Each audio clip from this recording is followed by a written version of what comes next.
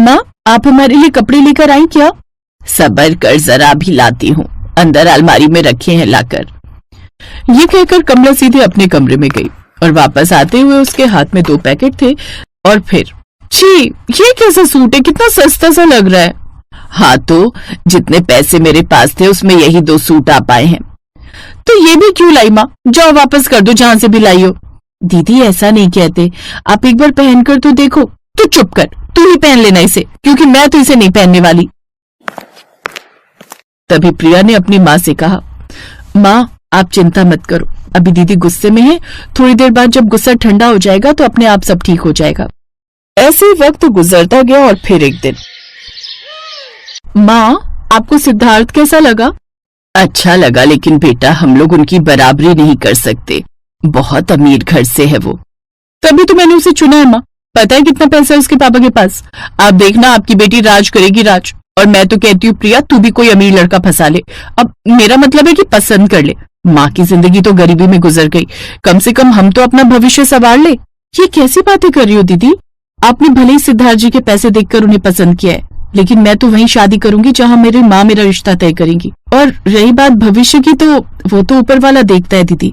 अरे ऊपर वाला कुछ नहीं देखता, लेकिन मैं जरूर देखूंगी कि माँ तेरी शादी किस राजकुमार से करती है, और वो कौन सी बैलगाड़ी से विदा कराने आता है तुझे। कुछ दिनों बाद रिया और सिद्धार्थ की शादी हो गई। रिया वाकई अमीर हो गई थी और अपनी माँ और छोटी बहन के सामने अपनी इस अमीरी को जताने का वो एक भी मौका नहीं छोड़ती थी। माँ ये देखो, मैं तुम्हारे लिए नई साड़ी लेकर आई हूँ, और प्रिया ये ले तेरे लिए सूट, पता है पूरे 1500 का है। अब जब मैं इतने महंगे कपड़े पहनती हूँ तो कुछ भला तो तेरा भी होना ही चाहिए।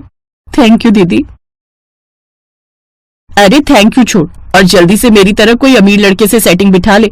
अब तेरा होने वाला पति मेरे ससुराल भी तो आएगा ही, तो इस बात का भी ख्याल रखना जरा। ऐसे कुछ और साल बीत गए और फिर कमला ने प्रिया की शादी आकाश से तय कर दी। आकाश बहुत ही अच्छा और संस्कारी लड़का था। और फिर शादी के बाद ससुराल में, आपका स्वागत है भाभी। वाह भाभी, आप तो बहुत सुंदर हो। सच में भैया, किस्मत खुल गई आपकी तो। अपनी तीनों नंदों की बात सुनकर प्रिया शर्मा गई। उसकी तीनों नंदे मेघना, मोहिनी और मेघा बहुत प्यारी थी। भाभी आपसे बात करके बहुत अच्छा लगा, अब हम अपने कमरे में चलते।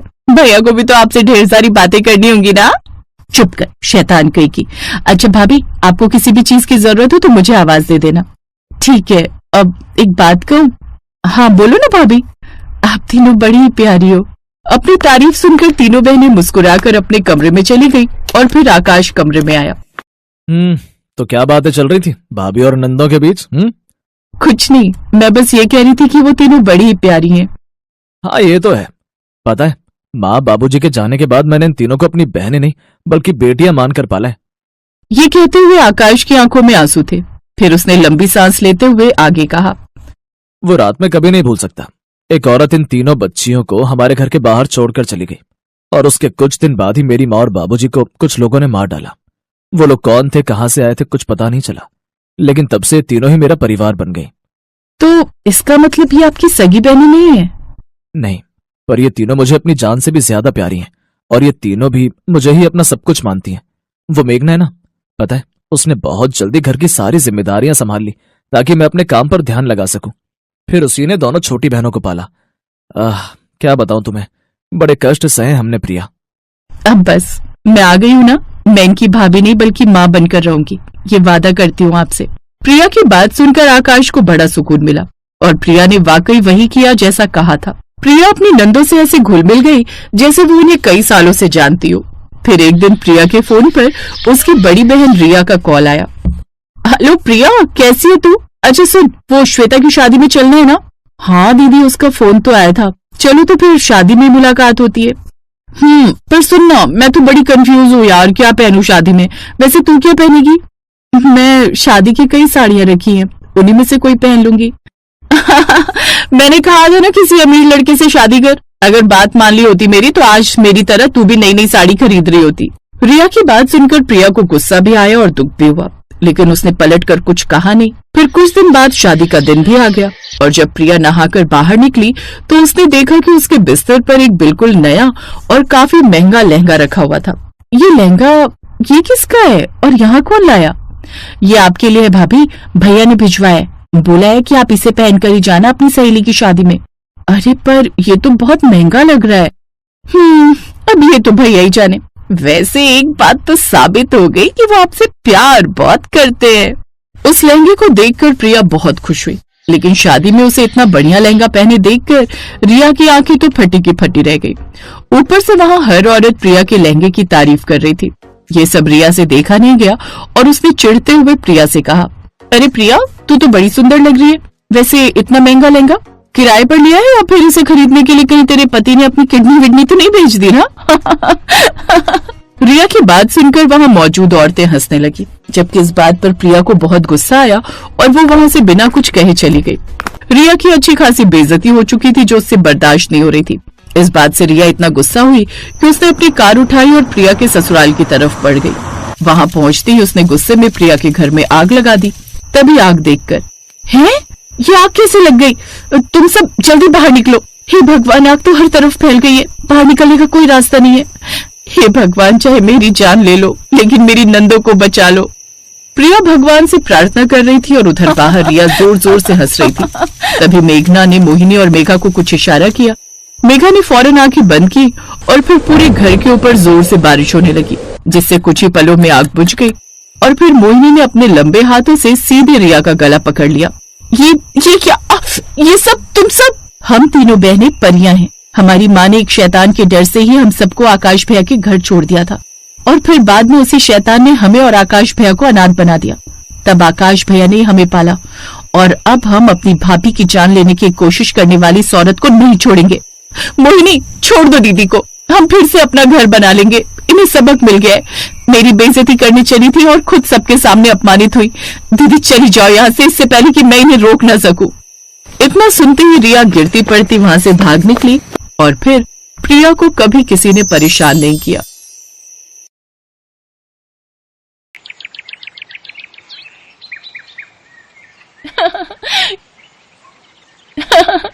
कितना मजा आ रहा है ना? हाँ, और आज तो परीलोक का मौसम भी कितना सुहाना है। एक तो इतना अच्छा मौसम और ऊपर से आज तो माँ भी यहाँ नहीं है। आज तो जितना जी चाहे मस्ती कर सकते हैं हम। हाँ, पर शाम होने से पहले हमें वापस परी महल पहुंचना है। अगर माँ को पता चल गया कि हम सारा दिन बाहर थी तो वो बहुत नाराज होंगी। अरे तू चिंता क्यों करती है?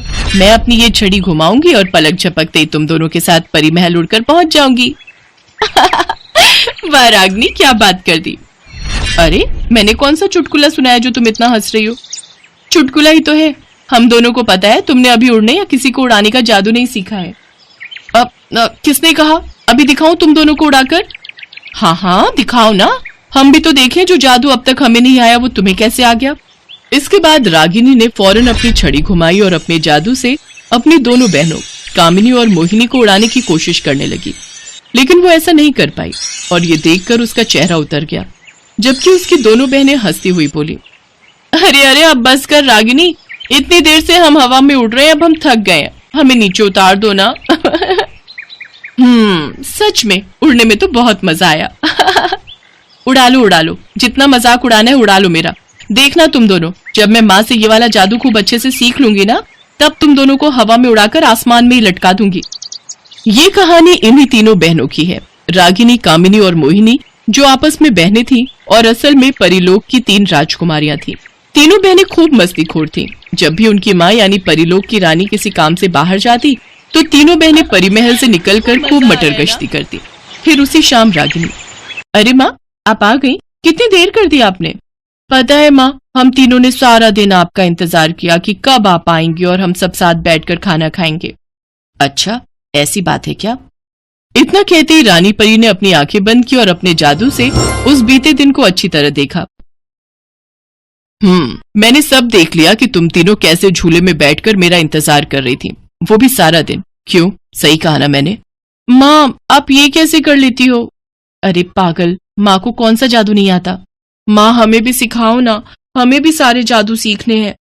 हाँ हमें चीजों को उड़ाना तो आता है पर खुद नहीं उड़ना आता।